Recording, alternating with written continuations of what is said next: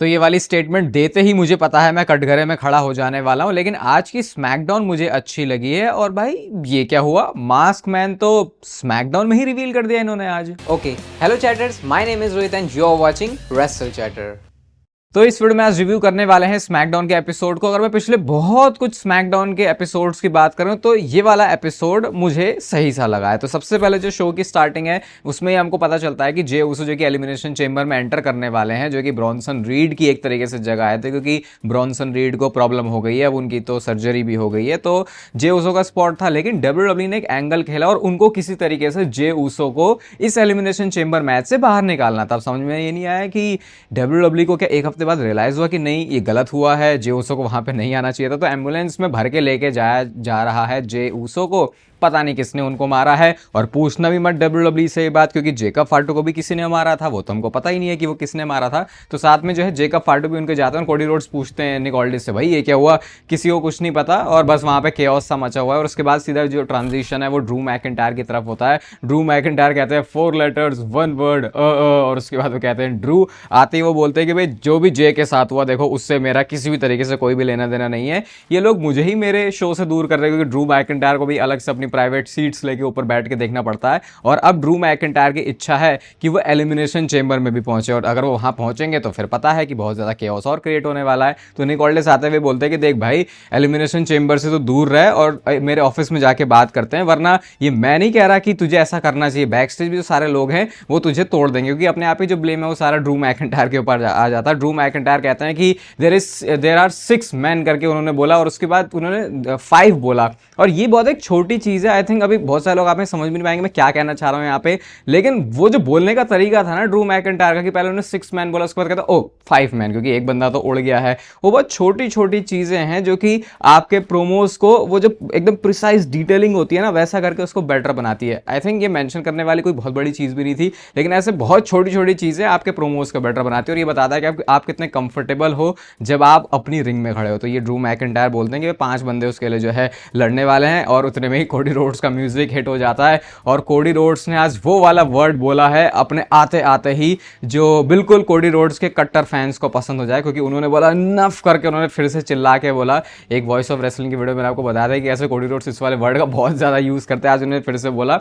लेकिन Drew McIntyre वहाँ से भाग लेते हैं, और ये कैरेक्टर ड्रू मैकिंटायर का देखो किसी को पसंद नहीं आ रहा है, पता नहीं कैसा भागता हुआ चैंपियन है। कोडी रोड्स कहते हैं चल आजा अभी भिड़ ले, ड्रू कहता है अच्छा अच्छा अभी भिड़ना है। तो सारे लोगों ने चीयर भी किया, लेकिन ड्रू कहते हैं मेरे पास लड़ने के लिए जो है वो टाइम नहीं है। और कोडी रोड्स फिर कहते हैं ये कैसा तेरा रेन है जहाँ पे तू सिर्फ भागते ही रहता है लाइक अ बिच करके उन्होंने बोला, जिसको WWE ने पूरी तरीके से सेंसर कर दिया था।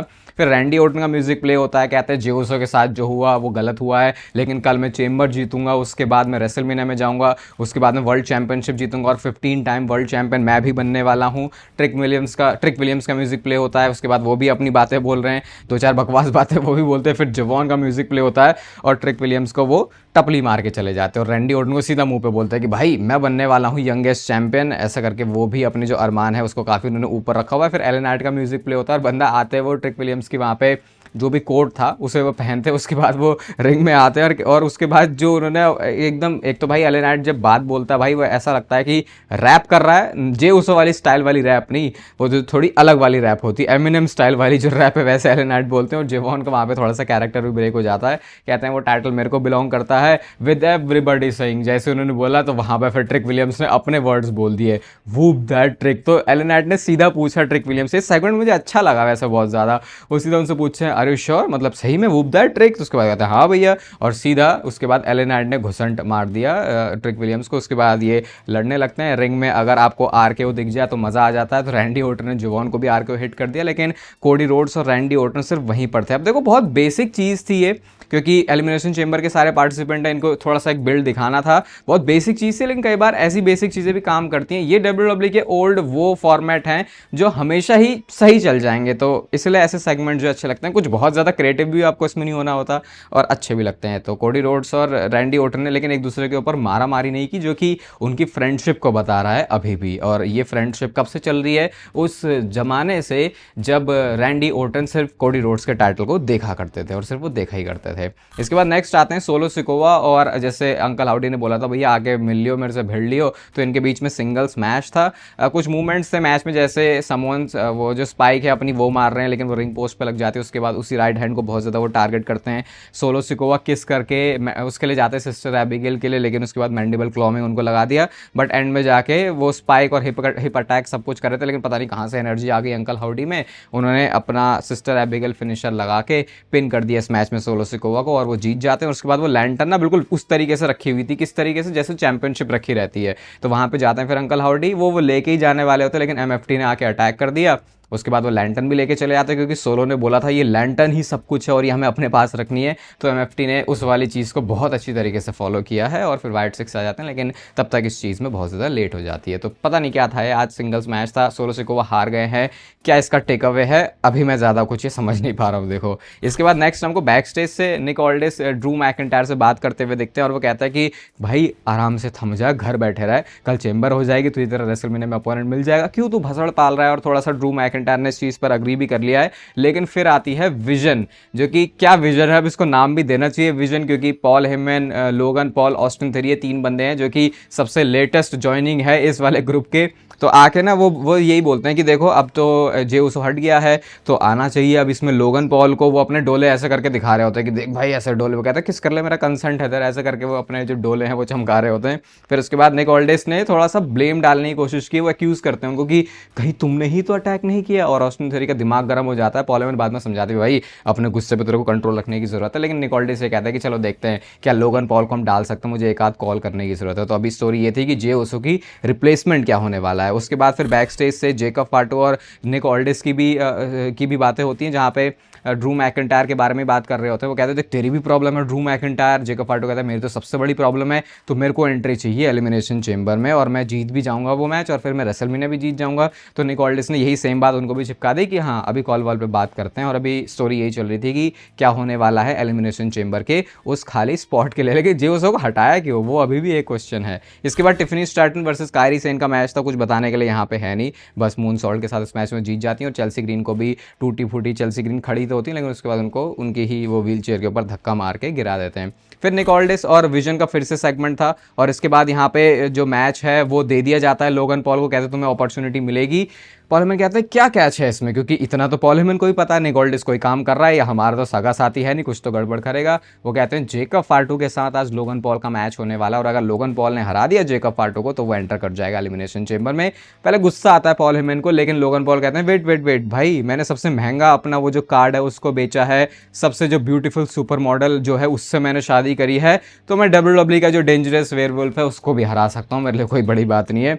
तो बस ये कह के स्टेटमेंट हो गई। तो आज इनके बीच में मैच होगा, जो भी जीतेगा उसका स्पॉट होगा एलिमिनेशन चेंबर में। तो ये रिप्लेसमेंट आ गई जे उसो की। इसके बाद नेक्स्ट मैच आता है शो पर मिज वर्सेस ओबा फेमी के बीच में। मिज माइक लेके आते हैं, वो माइक ओबा फेमी ने ले लिया, कहते हैं जब अपने लिए तो दूसरा लेके आ, और भाई मिज ने क्या पट्टी पढ़ाई है ओबा फेमी को। वो कहते हैं कि जब मैं 20 साल पहले आया था, मैं भी जो लॉकर रूम के लीडर्स हैं उनके अगेंस्ट नहीं गया था, अंडरटेकर के अगेंस्ट नहीं गया था, ट्रिपल एच के अगेंस्ट नहीं गया था, तो आप मुझे मैं तुझे अपने विंग्स के अंडर ले लेता हूँ, मैं तेरी ऐसी तरक्की करवाऊंगा, ये करूंगा वो करूंगा, let me be your Undertaker, ऐसे करके ओबा फेमी को वो बोलते हैं। ओबा फेमी सोचता भाई ये बंदा क्या कह रहा है, क्या ये कहना चाह रहा है। कहते हैं मेरे को कोई रिजेम्बलेंस तो दिख नहीं रही, बट मुझे एक डेडमैन जरूर नजर आ रहा है तुझे देख के, ऐसा उन्होंने अंडरटेकर के रेफरेंस में बोला मिज को। उसके बाद मिज ने चैंट करवा दिया ओबा फेमी के, तो ओबा फेमी कहते हैं भाई तेरी ज़रूरत नहीं है मुझे अपने लिए ऐसे चैंट्स करवाने के लिए। इसके बाद जो है मिज ने एक चांटा सा भी मार दिया, और फिर तो भाई उनकी धुलाई होनी थी। थोड़ा फाइट बैक किया मिज ने, ऐसा नहीं था कि बिल्कुल एक तरफा ही रेल दिया, लेकिन बहुत ही शॉर्ट मैच था। वो जो टॉस करते हैं ओबा फेमी, भाई मैं तो देखना चाहता हूँ कि अब किसी एक भारी आदमी को भी मेन रोस्टर में वो करें और देखने में मजा आएगा। वैसे मिज भी आप बोल सकते हो भारी आदमियों में से एक है, 6 फुट से ऊपर वो बंदा, भाई वजन उसका कम से कम 100 किलो के आसपास तो होगा ही, तो वो भी भारी में ही कंसिडर किया जाता है वैसे। उसके बाद फिर अपने पावर बॉम्ब के साथ इस मैच में विक्ट्री हो गई है ओबा फेमी की। तो कुछ लोगों के ओपिनियन हो सकते हैं इसमें अलग कि भाई ओबा फेमी को आते ही तगड़ी स्टोरी लाइन देनी चाहिए थी, जो कि काफ़ी हद तक मे भी हो सकता है सही भी है, लेकिन आई थिंक ये भी एक सही तरीका मान सकते हो आप ओबा फेमी को थोड़ा एक्सपोजर देने के लिए मेन रोस्टर में, और उसके बाद आगे जाके चीज़ें डब्ल्यूडब्ल्यूई और बड़ी फिर उनके साथ कर सकती है। इसके बाद नेक्स्ट मैच आता है शो पर। हाँ, सबसे पहले तो मैं पूछूंगा और भाई आ रहा है मज़ा उन लोगों को जो कि यूएस चैंपियनशिप के ओपन चैलेंज को बहुत पसंद कर रहे थे। हैं लो भैया, आज फिर से ओपन चैलेंज है आपके लिए। कार्मेलो हेस आते हैं और इस ओपन चैलेंज को आंसर किया मैट कार्डोना ने फर्स्ट 48 के साथ। इस मैच में कुछ है नहीं भाई बोलने के लिए। और अब बताओ ओपन चैलेंजेस के आप फैन थे ना, देखो ये बात है कि चीज़ों के ऊपर फैंस के ओपिनियन अलग अलग होते हैं। जैसे मैं कह रहा हूँ कि ओबा फेमी की ये जो बुकिंग है मेरे को ठीक लग रही है, हो सकता है किसी को बेकार भी लग रही है, और मैं मान जाऊंगा कि हाँ अगर आपको बेकार लग रही है तो वो आपका ओपिनियन है, लेकिन कुछ चीज़ें फैक्ट होती हैं। और ये ओपन चैलेंज वाली चीज़ कर अब अच्छे से कर दी ना जॉन सीना की लेगेसी, इलिया ड्रैगनोव और कार्मेलो हेस ने कंटिन्यू। ऐसा नहीं होता भाई, वो ज़माना अलग था, वो सुपरस्टार अलग था, वो सब कुछ अलग था, तो आप उसे वैसे रेप्लिकेट नहीं कर सकते। तो ये तो आपने बस एक पता नहीं मिड कार्ड टाइटल से मुझे क्या लगता है उसे बहुत ही लोअर कार्ड से भी कुछ नीचे है तो वैसा बना दिया है। डब्ल्यूडब्ल्यूई को बहुत जल्दी इसको फिक्स करने की जरूरत है। ये ओपन चैलेंजेस करके काम नहीं चलने वाला, वो भी तब जब ओपन चैलेंज को आंसर करने के लिए भी वही बंदा आता है जो कि उसी स्टोरी लाइन में घूम रहा है, ना तो वो कोई सरप्राइज होता है। तो I hope everybody gets it, और अब डब्ल्यूडब्ल्यूई को इसमें चेंज लाने की जरूरत है। इसके बाद नेक्स्ट मैच आता है शो पर कैंडिस लेरे वर्सेस जॉर्डन ग्रेस के बीच में, और मुझे लगता है कि गार्गानो को आज मैं एक नया नाम दे सकता हूं जो है गिरा हुआ गार्गानो, क्योंकि भाई वो गिरा हुआ ही रहता है हमेशा। तो वो आया, सबसे पहले तो वो लेट गया उधर ही, क्या है वो जहाँ पे जैसे ही सुपरस्टार रिंग में घुसते हैं बिल्कुल हार्ड कैम के जो बिल्कुल सामने ही होता है, उसके बाद वो डेस्क पे जाके लेट गया है और वो होपलेस होकर जाने लगा। तो कैंडिस लेरे भाई पति जा रहा है, तो उसको हो गया भाई मेरा पति क्यों जा रहा है, तो जॉर्डन ग्रेस ने उसका फायदा उठा लिया। भाई ये स्मैकडाउन है, ये मेन रोस्टर है, तुम क्या पागल समझते हो, क्या क्या कर क्या रहे हो तुम, ये इसका क्या एक्सप्लेनेशन कोई दे सकता है, ये स्टोरी में है क्या, मेरी तो ये समझ के बाहर है। और अब तो वो फ्रस्ट्रेशन गुस्सा के अलावा ऐसा लगता है कि ये तो अब इनको करना ही है। तो चलो भाई अब इसको एक फनी एलिमेंट की तरह ही देख लो। फनी ये नहीं कि स्टोरी लाइन फनी है, फनी ये है कि डब्ल्यूडब्ल्यूई के क्रिएटिव लोग उस पोजीशन पे जाके ऐसे काम कर रहे हैं, ये चीज़ मुझे बहुत ज़्यादा फनी लगती है। क्या इसमें कुछ है ऐसा जो कि आपको इंटरेस्ट दिला रहा है, मुझे आप डेफिनेटली बताना कॉमेंट सेक्शन में। इसके बाद नेक्स्ट हमको बैक स्टेज सेगमेंट देखता है कोडी रोड्स और जेकब फाटो का। तो कोडी रोड्स बोलते हैं जेकब फाटो को कि ठीक है आप तुझे एलिमिनेशन चेंबर में देखेंगे, क्योंकि अब उनका मैच होगा तो वो तो मान के बैठे कि जेकब फाटो जीतेगा। सैमी ज़ेन आते हैं, उन्होंने हैंडशेक किया कोडी रोड्स के साथ, कोडी रोड्स वहाँ से चले जाते हैं, और उसके बाद गर्मा गर्मी होती है सैमी ज़ेन और जेकब फाटो के बीच में। और सैमी ज़ेन ने भी ब्लेम करने की कोशिश करी, एक्यूज करने की कोशिश करी है जेकब फाटो को कि भाई अभी तो तू जे उसो के साथ था, अब वो चला गया है और एकदम से तुझे अपनी पड़ गई, तू कैसे यहाँ पे अपना मौका देख रहा था कि तेरे को मैच में आना चाहिए। और इससे पहले कि वो ज़्यादा सीधा ही ब्लेम ठोक देते सीधे शब्दों में, जेकब फाटो ने बोला भाई अब जो बोलने वाला है वो मत बोलना, गड़बड़ हो जाएगी। तो वो कहते हैं कि मैं भी तो स्क्रू हुआ, सेमी मैच में तो हम लोग थे। तो जेकब फाटो कहता है भैया तू स्क्रू नहीं हुआ, ड्रू मैकिंटायर तो चाहता था कि जो मैच है वो तू जीत जाए। तो सैमी ज़ेन को भी रियलाइज होता है हाँ भाई बंदा बात तो सही कह रहा है। और सैमी ज़ेन का भी ये कैरेक्टर ऐसे दिखा रहे हैं कि वो अपने ही दिमाग में पगलाया हुआ है। और उसके बाद जैसे उन्होंने पहले एक बार बॉटल पलटी थी, आज उन्होंने टेबल पलट दी है। लेकिन मैं ये वाली स्टोरी लाइन में क्यों इन्वेस्ट नहीं कर सकता, मेरे को पूरा मन कर रहा है कि अब आगे सैमी ज़ेन क्या करेगा, लेकिन भाई वो किसी तरफ लीड ही नहीं करती स्टोरी। अब ये 2-4 बार टेबल पलटते हुए दिखाएंगे, 5 हफ्ते करेंगे, उसके बाद सैमी ज़ेन कुछ अलग ही करने लगेगा और इस बारे में बात नहीं करेंगे। ज्यादातर चांसेस हैं कि यही होने वाला है स्टोरी के साथ, क्योंकि अब तो आई थिंक मेरे को इसके पीछे ज्यादा एक्सप्लेनेशन भी देने की जरूरत नहीं है, ये हमने कितनी सारी स्टोरी लाइन्स के साथ होते हुए देख लिया। तो आई होप डब्ल्यूडब्ल्यूई ऐसा ना करे, इसलिए भाई इतना दिमाग लगाने का भी मन नहीं करता। पता नहीं सैमी ज़ेन क्या करने वाला इस कैरेक्टर से, अगर ये चीज़ कंटिन्यू रहने वाली है और ये किसी एक मीनिंगफुल स्टोरी में बदलेगी तो फिर इसको अच्छे तरीके से देखने का सेंस बनता है, वरना तो फिर क्या ही है, ऐसे तो बहुत स्टोरी हो गई है। नेक्स्ट शो पर एक टाइटल चेंज भी हो गया है, Lash Legend and Nia Jax versus Rhea Ripley और इयो स्काई का मैच था। रियो जो कि इनके टीम का नेम है, और इस मैच में टाइटल चेंज हो गया। इतने सारे क्लोज फॉल्स आपको इस मैच में मिले हैं। हाँ एक चीज़ जो पहले के टाइम से बेटर हुई है, स्पेशली विंस के टाइम से, कि पहले अगर शो बेकार होता था तो मैचेस भी बेकार ही होते थे, लेकिन अब ये मैचेस की क्वालिटी तो एटलीस्ट अच्छी ही रखते हैं, लेकिन उस आड़ में आप बच नहीं सकते बेकार स्टोरी देके, ये बात भी आप ध्यान में रखना। तो ये मैच बहुत अच्छा था। एंड में लैश एक्सटेंशन जो फिनिशर है लैश लेजेंड का, उसके साथ उन्होंने इस मैच में पिन कर दिया, और ये जो मैच है उसमें टाइटल चेंज हो गया, और अब लैश लेजेंड और नाया जैक्स के पास में वो टाइटल है। वैसे तो इतना मैटर भी नहीं करता वो टाइटल इधर जाने या फिर उधर जाने, वही है जब स्टोरी में आप ज़्यादा कुछ दिखा नहीं पा रहे तो फिर उतना फर्क भी नहीं पड़ता कि टाइटल चेंज हुआ है या फिर नहीं। तो देखो क्या ही, मुझे पता नहीं, अब देखते हैं। हाँ ये है कि लैश लेजेंड और नाया जैक्स के पास अब टाइटल आ गए हैं, तो उस टाइटल से वो क्या करते हैं। इसके बाद बैक स्टेज रैंडी ओर्टन और एलिस्टर ब्लैक का सेगमेंट था, और भाई क्या डब्ल्यूडब्ल्यूई दिखाने की कोशिश कर रही है यहाँ पे। पे एलिस्टर ब्लैक अचानक से ऐसा कैसे हो गया कि वो रैंडी ऑर्टन के दिमाग के साथ खेल सकता था, वो फिर से दिमाग के साथ खेल रहा है। रैंडी ऑर्टन कहते हैं भाई तुझे एलिमिनेशन चेंबर के बाद में देखूंगा, तो वही है, अब इनको एलिस्टर ब्लैक और रैंडी ऑर्टन को सेम मिक्स में लेके आना है, तो फिर कुछ भी दिखा सकते हैं। आप ज़्यादा सवाल मत पूछना कि एलिस्टर ब्लैक ऐसे कैसे आ गया। तो फिर ये भी एक सेगमेंट था इनके बीच में। और फिर आता है शो का मेन इवेंट मैच, जो कि था लोगन पॉल वर्सेस जेकब फाटू के बीच में। एक बहुत ही फास्ट पेस तरीके का आप बोल सकते हो इसको ये मैच था, मतलब ये क्योंकि एक तो इन्होंने टाइम भी कम दिया था, और पॉल हेमन खड़े हो जाते हैं एप्रन के ऊपर, और वहां से इस मैच का जो पूरा सीन है वही चेंज हो जाता है। और कैसे उस वाले मौके का बहुत जबरदस्त फायदा उठाया लोगन पॉल ने। लोगन पॉल उस टाइम पे जाके जेकब फाटू को लो ब्लो कर देते हैं, और इसी तरीके से आप भी मौके का पूरा फायदा उठाओ। आज फरवरी महीने का आखिरी दिन है, और पता देखो प्रोटीन जैसे जो प्रोडक्ट्स है वो महंगे होते, तो इस समय सीधा 20% ऑफ है नेचुरल टीन के ऊपर। आज फरवरी का आखिरी दिन है, तो 20% ऑफ के लिए आप सीधा ये प्रोटीन, मतलब अब देखो भाई अब मौका है तो उस टाइम पे आपको अपना भर के स्टैक ले लेना चाहिए, क्योंकि ऐसे प्रीमियम प्रोडक्ट्स के ऊपर आप क्वालिटी के साथ कॉम्प्रोमाइज़ नहीं कर सकते किसी और सस्ते चीप ब्रांड के ऊपर जाके। बाकी मैं अभी ये आइसो बूस्ट ये वाला इस बार मैंने यहाँ रख ही लिया है। वैसे मैं खाते वाते हुए तो दिखाता नहीं हूँ, क्योंकि भाई मेरे को लगता है कि इतना तो मैंने ट्रस्ट जीता ही है आप लोगों का।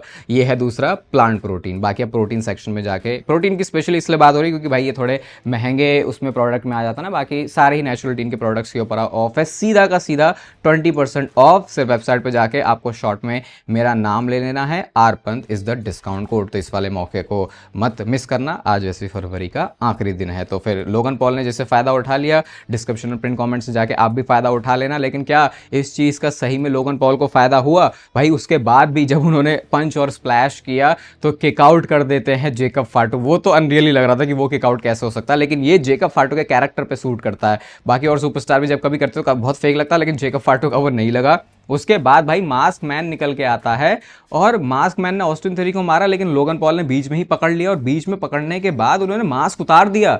और वो मास्क उतारा तो वो बंदा आप पहचान ही नहीं सकते कि ये बंदा कौन है। आपने इसको पहले नहीं देखा है, लेकिन मैं आपको बताऊंगा कि ये बंदा कौन है। अभी पहले इस मैच को फिनिश कर लेते हैं। तो फिर उसके बाद क्या हुआ, वो बंदे को फिर सिक्योरिटी वाले बंदे मास्क वाले बंदे को लेके जाते हैं, और फिर उसके बाद भी ड्रू मैकिंटायर इस मैच में आ जाते हैं। उन्होंने उस बेल्ट से मारा, वहां पे तो मून सॉल्ट लगा के खेल खत्म होने ही वाला था लोगन पॉल का, लेकिन ड्रू मैकिंटायर बेल्ट से मार देते। ड्रू मैकिंटायर भाई किस तरीके से पड़ गया जेकब फाटू के पीछे। और फनी बात ये कि इस बंदे के पास चैंपियनशिप है, तो बुरा भी लग रहा है ड्रू मैकिंटायर के लिए देख के, भाई अब तेरे को क्या, अब तेरे पास सब कुछ है, तो अब तू इस तरीके से क्यों घुसता है बार बार। अब वो उन्होंने लगा दिया, और उसके बाद पीछे से पिन कर दिया लोगन पॉल ने, और इस मैच में जीत के एलिमिनेशन चेंबर में अपना जो स्पॉट है उसको कंफर्म कर लिया है लोगन पॉल ने। यानी कि जे उसो की जो रिप्लेसमेंट है वो बने हैं लोगन पॉल। अब बताना आपको क्या लग रहा है कि जे उसो को इस मैच से निकाला क्यों? अभी शो की रेटिंग भी बताएंगे, लेकिन उस आइडेंटिटी के बारे में अगर हम बात करें तो भाई ये बंदा, ये अभी इसको जब लोगों ने इतनी देर में तो लोग निकाल ही लेते हैं, तो ये जो सेथ रॉलिंस की ट्रेनिंग एकेडमी है, जो उनका स्कूल है, उसका एक सुपरस्टार है जिसका नाम है डॉन फ्यूरियो। अब इसका सेथ रॉलिंस से लिंक है, और स्टॉम्प भी यूज किया जा रहा है। और डेफिनेटली आज जो हमने आइडेंटिटी देखी है, ये पहले जो हमने मास्क मैन जो हमने देखे हैं उनसे अलग अलग है। मतलब एक बंदा अलग है, एक बंदा अलग है, और अब बंदा अलग है, क्योंकि इसकी तो हाइट भी मुझे छोटी लग रही थी, जबकि पहले मास्क मैन जो हमने देखे हैं वो थोड़े लंबे थे। तो ये WWE पता नहीं इस आइडेंटिटी के ऊपर खेलने वाली है, लेकिन सेथ रॉलिंस से इस बंदे का लिंक तो डेफिनेटली है। और आज की स्मैकडाउन को रेट किया जाएगा 3.25। और देखो इस वाले शो को मैं कह रहा हूँ कि अच्छा शो था। आज मेरा पता नहीं कितना टाइम बाद मन किया कि स्मैकडाउन को रेट किया जाए। बाकी भूलना मत, आज आरपंत वाला कोड यूज करना, सीधा 20% आपको ऑफ मिलने वाला है नेचुरल टीन के सारे ही प्रोडक्ट्स के ऊपर। तो इससे बेस्ट टाइम आपके लिए हो नहीं सकता। क्वालिटी में कॉम्प्रोमाइज नहीं करना, लेकिन प्राइस अगर सस्ता चाहिए तो सेल आपके लिए सबसे बेस्ट टाइम होता है। बाकी इस वीडियो को यहाँ तक देख रहे हो तो उसे लाइक कर दो, चैनल को सब्सक्राइब कर दो ऐसे और मस्त WWE से रिलेटेड कंटेंट के लिए। बाकी तब तक फिर लेते रहो जिंदगी के मजे।